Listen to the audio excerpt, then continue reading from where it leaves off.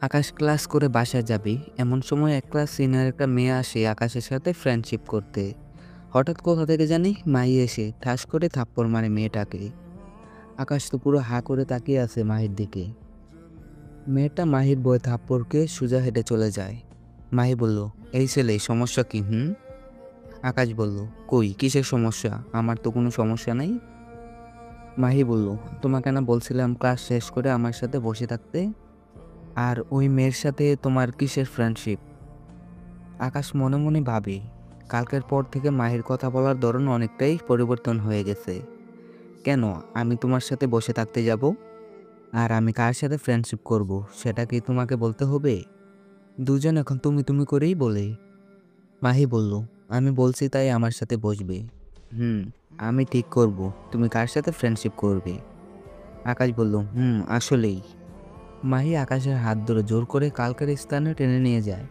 আকাশ তো পুরো হা করে তাকিয়ে আছে মেয়েটার আচার আচরণ দেখে।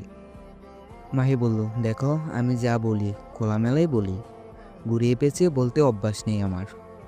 দেখো আমি আমার ভুলের জন্য ক্ষমা চাচ্ছি। তুমি কে সেটা আমি জানতাম না। না জেনে এত কিছু করে ফেলছি। আমার কাজের জন্য আমি সরি। কিন্তু একটা কথা, যেটা অপ্রিয় সত্য।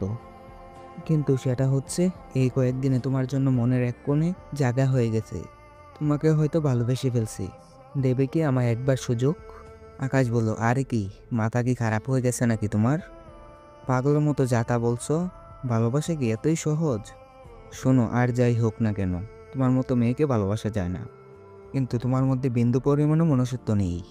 দেখে এসেছি এতদিন ধরে কলেজে কি রূপাচরণ করছে সবার সাথে। আর বিশেষ করে আমার সাথে যা করছো সেটা তো কোনোদিনই ভুলবার মতো না। দেখো, তুমি তোমার মতো থাকো, আমি আমার মতোই থাকবো। গেলাম, এই বলে আমি চলে যাই। মাহি বলল, এই আকাশ শোনো প্লিজ। কে শুনে কার কথা? আকাশ উঠে চলে যায়। মাহি মনে মনে ভাবি, কি মনে করছিস তুই নিজেকে? তোকে আমি ভালোবাসতে যাব? হ্যাঁ, হয়তো তুই মাফিয়ার কিং, কিন্তু আমি কে সেটা তুই এখনো জানিস না। তোকে জমের বাড়ি পাঠানোর জন্য আমাকে নিযুক্ত করা হয়েছে। তোকে জমের বাড়ি পাঠিয়ে আমি তোর দম নেব। এতদিন সুযোগে ছিলাম মাফিয়ার আসল কিংকে, কিন্তু কোনোভাবেই সন্ধান বের করতে পারছিলাম না। শেষমেশ এসে বলিপাটা নিজেই ধরা দিল। কিন্তু ওকে যে লাইনে আনতে পারলাম না। না, যে করেই হোক ওকে ভালোবাসার মায়ের জালে ফাঁসাতেই হবে। অন্যদিকে আকাশ মাইকে প্রথম দেখেই মনে ধরে ফেলছে। কিন্তু তোমার দুষ্কর্মের জন্য মনের মধ্যে তোমায় নিয়ে একটা ঘৃণা কাজ করি।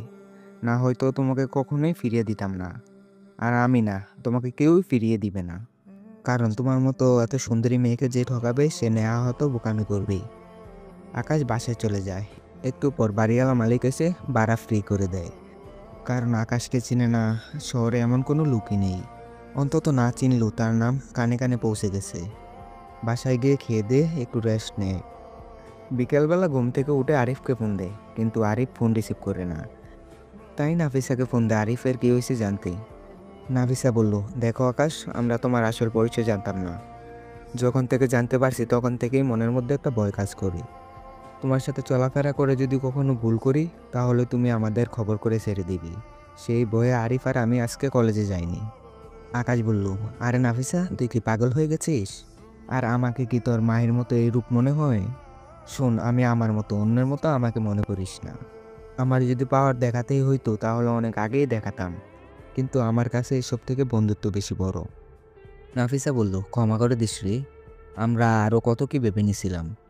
আকাশ বলল, তো চল কোথাও থেকে ঘুরে আসি, আরিফকে ফোন দে। নাফিসা বলল, আচ্ছা ওয়েট, আমি ওরে বলছি। ওর অন্য একটা নাম্বার আছে। তারপর তিনজন প্ল্যান করে ঘুরতে বের হয়েছি। একটা পার্কে বসে আছি তিনজনেই। হঠাৎ দূরে একটা জায়গায় নজর পড়ল। একটা ছেলেকে কয়েকজন মিলে অনেক খারাপভাবে মারছে। ছেলেটা বাঁচাও বাঁচাও বলে চিৎকার করতেছে, কিন্তু কেউ সাহায্য করার জন্য এগিয়ে আসছে না। সবাই পাশে দাঁড়িয়ে দাঁড়িয়ে দেখতেছে। কি করব বুঝে উঠতে পারছি না। ছেলেটাকে বাঁচাতে যাব না এখানেই বসে থাকবো? না, ছেলেটাকে বাঁচানো প্রয়োজন। আরিফ তোরা থাক, আমি গিয়ে দেখছি কি হয়েছে। আরিফ বলল, আচ্ছা, কিন্তু দোস্ত বেজাল করিস না। আকাশ বলল, আচ্ছা। তারপর সেখানে গিয়ে জিজ্ঞেস করলাম, এই তোমরা ছেলেটাকে এভাবে মারছো কেন? ছেলেগুলো থেকে একজন বলে উঠল, এই তোরে কেন বলবো? এখানে এত মানুষ থাকতে কেউ কোনো কথা বলছে না। তুই কেন প্যাপে করছিস? যা নিজের কাজ করবি। আকাশ বলল, না গেলে কি করবি? ছেলেটা আকাশের কাছে এসে কোমর থেকে মেশিন একটা বের করে আকাশের কপালে ধরে, এই বেশি জবান এসে গেছে মনে হয়, সোজা বাংলা কানে জানা। আকাশ বলল, শোন, এসব মেশিন নিয়ে ছেলে খেলা বহু আগের পুরনো। আকাশ মাহমুদ এসব নিয়ে এক যুগ আগেই খেলা ছেড়ে দিছে। আমার নাম শুনতে ছেলেটার সাথে সাথেই আমার পায়ে পড়ে যায়। বাকি 2-3 জন যারা আছে ওর সাথেই সবাই তো অবাক। কে রে, ওর কি হলো? ছেলেটাকে মারতে গিয়ে ওর পায়ে পড়ে গেছে কেন? বাকি ছেলেগুলোও আকাশের দিকে এগিয়ে যায়। ছেলেটা বলল, আকাশ ভাই, আমাদেরকে ক্ষমা করে দেন, আমরা ভুল করে ফেলছি। আকাশের নাম শুনতে পাই ছেলেটার মুখে। এবার সবাই আকাশের পায়ে পড়ে যায়। ভাই, আমরা এমন ভুল আর কখনোই করব না। আকাশ বলল, ক্ষমা আমার কাছে না, যাকে মারছো ওর কাছে গিয়ে চাও। ছেলেগুলো বলল, আচ্ছা ভাই, ছেলেগুলোকে মিলমিশ করে দিয়ে সেখান থেকে চলে আসলাম। আরিফ বলল, বা আকাশ, তুই তো খুব ভালো একজন মানুষ। আসলে তোর আসল পরিচয় জানার পর তোকে যে রূপটা ভাবছিলাম তুই তার থেকেও ভিন্ন। আসলে দুনিয়াতে ভালো মানুষ আছে রে। আকাশ বলল, আরিফ, একটু বেশি হয়ে যাচ্ছে না? আরিফ বলল, আচ্ছা আচ্ছা, সরি। আকাশ বলল, আচ্ছা, তোদের তো একটা কথা বলতেই ভুলে গেছি, মাহি আজ আমাকে প্রপোজ করছে। দুজনেই ভূত দেখার মতো আমার চেহারার দিকে হা করে তাকিয়ে আছে। আকাশ বলল, কিরে, কি হয়েছে তোদের? নাফিসা বলল, শোন আকাশ, ওই মেয়েটার সাথে এইসবে একদম জড়াবি না। ওই মেয়েটা আসতো একটা ডাইনি। আকাশ বলল, আরে পাগল নাকি যে ওর সাথে এসবে জড়াতে যাব? আরিফ বলল, তবে মামা, মেয়েটা কিন্তু সেই সুন্দরী। নাফিসা বলল, তাহলে তুই গিয়ে ওর গলায় ঝুলে পড় না। আকাশ সেদিনের মতো আড্ডা দিয়ে বাসায় চলে আসে। রাতের খাবার খেয়ে বিছানায় শুয়ে আছে, এমন সময় ইয়াসিনের ফোন রিসিভ করেই বলল, কি রে? ইয়াসিন বলল, ভাইয়া, দুবাইয়ের যে মাফিয়া আছে আলিবাবা, তার নজর নাকি আমাদের দেশের উপরে। গোপন সূত্রে জানতে পারলাম সে নাকি কিছুদিনের মধ্যেই আমাদের দেশটাকে নিজের কবলে করে নেবে। তার আসল উদ্দেশ্য হলো আমাদের দেশটাকে নিজের কবলে করে নিয়ে সন্ত্রাস আর জঙ্গিবাদ তৈরি করা। আর ইতিমধ্যে সে নাকি বিশেষ একটা টিম বাংলাদেশে পাড়ি দিছে, যারা নাকি তাদের কাজকর্মেও নিযুক্ত হয়ে গেছে। দেশের তথ্য কালেক্টরের কাছে আছে তারা। আকাশ বলল, কি বললি? আচ্ছা দাঁড়া, আমি দেখছি।